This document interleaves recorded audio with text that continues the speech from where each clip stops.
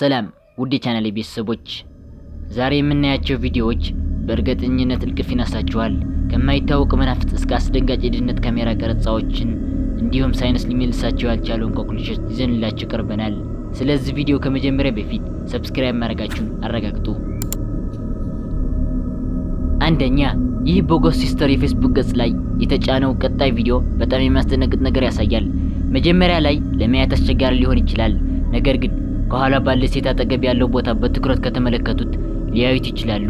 ከሴትየዋ ትከሻ በላይ አሽልኮ የሚመለከት እንግዳ ፊት ያለ ይመስላል። ቪዲዮ አጭር ስለሆነ እና ብዙ መረጃ ስለሌለው እዚህ ጋር በትክክል ማን እያየ እንደሆነ ማወቅ ይከብዳል።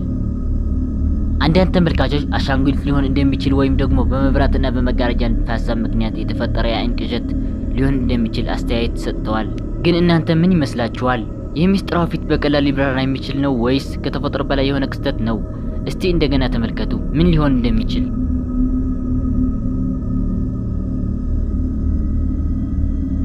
ሁለተኛ፣ ከቲክቶክ ማለቂያ የሌለው ማህደር ውስጥ በዩዝንኬ የተለቀቀው ይህ ተራ የሚመስል ቪዲዮ አንድ እንግዳ ነገር ይዘው መጥተዋል። እስቲ ማየት ትችሉ እንደሆነ ሞክሩ። በአይን ጥቅሻ ፍጥነት በልጅቷ ፊት ላይ አንድ አስፈሪ ፊት ይታያል።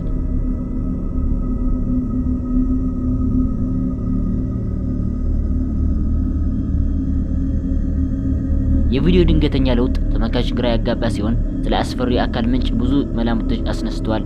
ይህ ለማየት ለሚደፍሩ ሁለት ክስተት አስጨናቂ ጥያቄዎች ያስነሳል። የብርሃን ጨዋታ ነው? ቀልድ ነው? ወይስ ሌላ የከፋ ነገር? በዚህ ጉዳይ ላይ ያላችሁን ሀሳብ ከታች ባለው የኮሜንት መስጫ ላይ አስፍሩልን።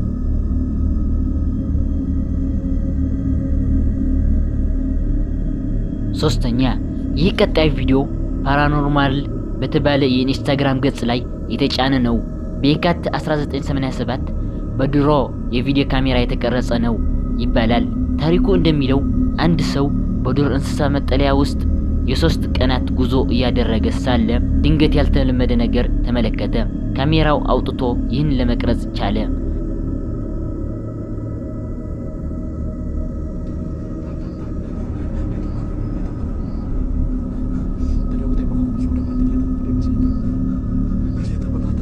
በአየር ላይ የሚበር ሰው ምስል ይመስላል።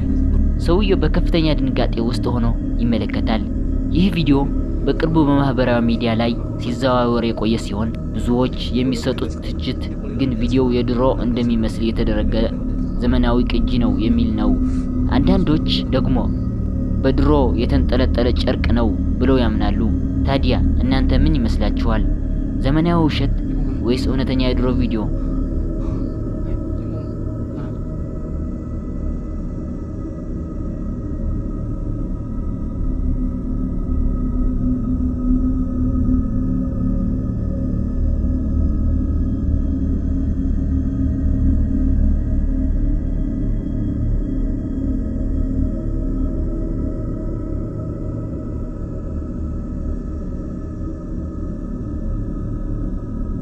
አራተኛ፣ የደቡብ ዌልስ ነዋሪ የሆነ ኬቨን ሃራም በቅርቡ በታሪካዊ ስክሪንዲኢን ውስጥ ያደረገው የምሽት ቆይታ ተከትሎ ያነሳቸው 2 አስደንጋጭ ፎቶዎች ለፌስቡክ ቡድናች በመላክ መነጋገሪያ ሆኗል። በአንዲት ትንሽ መንደር ውስጥ የሚገኝ ይህ ለዘመናት የቆየ ሕፃን በአስፈሪ ታሪኮች እና ከተፈጥሮ በላይ በሆኑ እንቅስቃሴዎች ይታወቃል።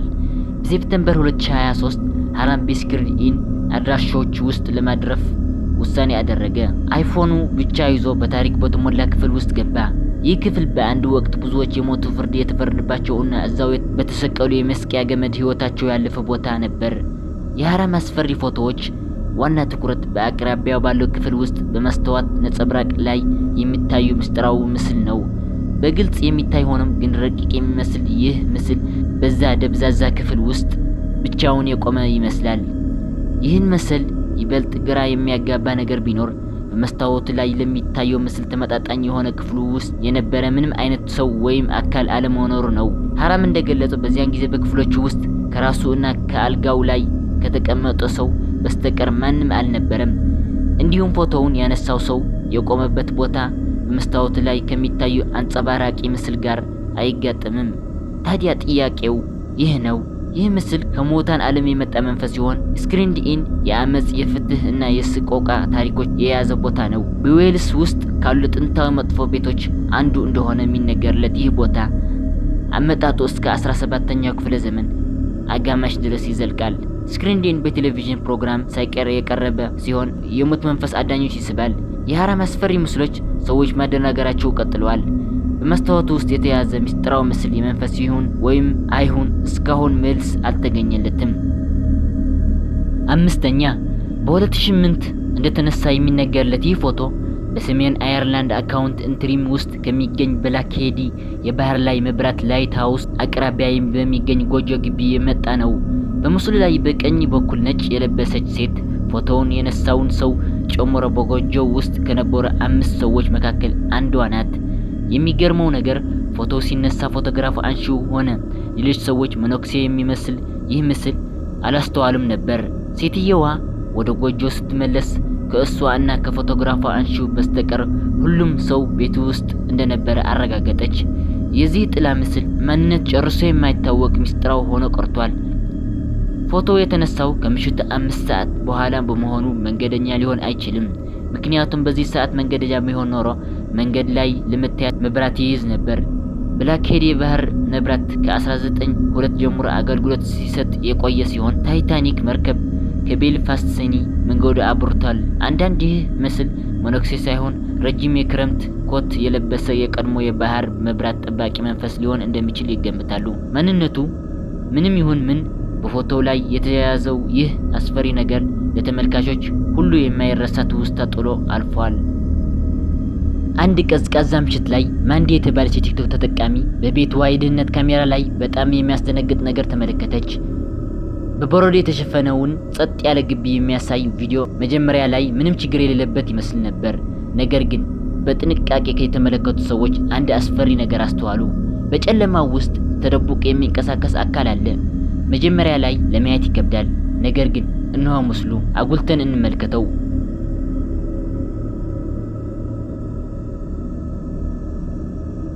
ጥራት የሌለው ቪዲዮ ዝርዝር መረጃ ባይሰጥም ተመልካች ስለዚህ ምስጢራዊ አካል ብዙ መላምቶች እንዲሰጡ አድርጓቸዋል። አንዳንዶች ስኪን ዋልከርስ ሰዎች የሚመስሉ አውሬዎች ወይም ሌሎች መንፈሳዊ ፍጡራን ሊሆን እንደሚችሉ በሽኩሽኩታ ይናገራሉ። ሆኖም የማንዲን ታሪክ ስናቀርብ ይህ የመጀመሪያ ጊዜ አይደለም። ማንዲ በመግቢያው ውስጥ እንግዳ እና አስጨናቂ ክስተቶች ስታስተናግድ ቆይታለች። የደህንነት ካሜራዋ በተደጋጋሚ ጥቁር ምስሎች ይቀርጻል። ለማንዲ ይህ አስፈሪ ቪዲዮ ከመልስ ይልቅ ብዙ ጥያቄዎች ነው የፈጠረባት። ከተፈጥሮ በላይ የሆነ ኃያል ቤቷ እያወከ እንደሆነ ስታስብ ለእሷ ማዘን አይቀርም። ነገር ግን በጥልቀት መመርመር አለበት ወይስ ከቤቱ መሸሽ ብቸኛው አማራጭ ነው? እናንተ በማንዲ ቦታ ብትሆኑ ምን ታደርጉ ነበር? በኮሜንት ላይ አሳውቁን።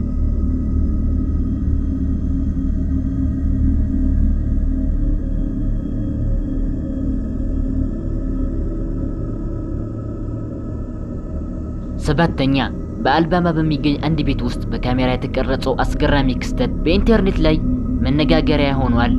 ዲቨርጆንስ በተባለ የሬዲት ተጠቃሚ የተጋራው ይህ ቪዲዮ ተመልካቾች ግራ አጋብቷል። እስቲ ተመልከቱ።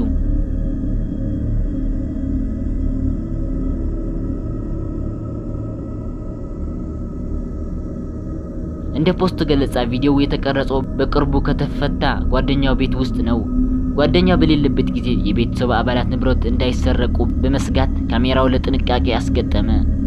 ነገር ግን ካሜራው የያዘው ነገር በጣም የተለየ ነበር። በ12 ሰከንድ ክሊፕ ውስጥ በደረጃው ላይ አንድ ምስጢራዊ ብርሃን ይታያል። ቪዲዮውን የጫነው ሰው እና ጓደኛው ምስሉ በጥንቃቄ በሚመረምርበት ምስጢሩን ሊፈቱት አልቻሉም። የብርሃን ነጸብራቅ ነው ወይስ ሌላ የማይብራራ ነገር? አንዳንድ አስተያየት ሰጪዎች ብርሃኑ በአቅራቢያው ካሉ በር ላይ ካለው ሞላላ መስኮት ጋር እንደሚያመሳስል ተናግረዋል። ምናልባት የሚያልፍ መኪና መብራት ይህን ውጤት ፈጥሮ ይሆናል። ሆኖም የቤቱ ባለቤት በዚያ የደረጃ ቦታ ላይ ከመስኮቱ የሚገባ ምንም አይነት ብርሃን ወይም ነጸብራቅ እንደማይኖር አረጋግጧል። ስለዚህ ለጊዜው ይህ እንግዳ እይታ እንደ ሚስጥር ተይዟል።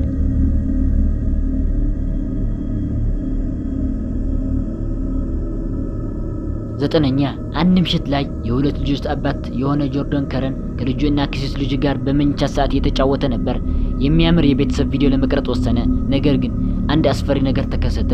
ምስሉ ቀስ አድርጋችሁና አዘግይታችሁ ከተመለከታችሁት ከበስተጀርባ አንድ ጥቁር ምስል ተደብቆ ይታያል።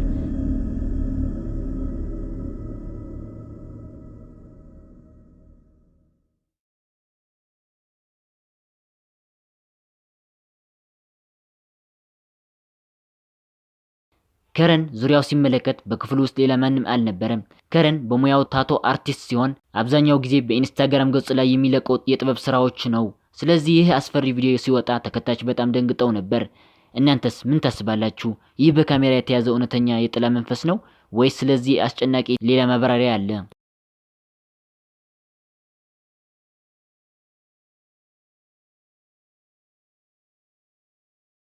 አስረኛ ይህ በአሜሪካ የሜታፊዚክስ ተቋም በፌስቡክ የተጋራው አስፈሪ ፎቶ መጀመሪያ ላይ ምንም ጉዳት የሌለው ይመስላል። አንድ ሰው ሳሎን ውስጥ ሶፋ ላይ ተቀምጧል። ነገር ግን ጠጋ ብለን ስንመለከት አንድ የሚረብሽ ነገር ይታያል። ከበስተጀርባው ካለው መሳል በስተጀርባ ፊት የሚመስል ነገር ማየት ይቻላል። ፎቶው የተነሳው አዲስ ቤት የተሰራው ቤት ነው ተብሏል።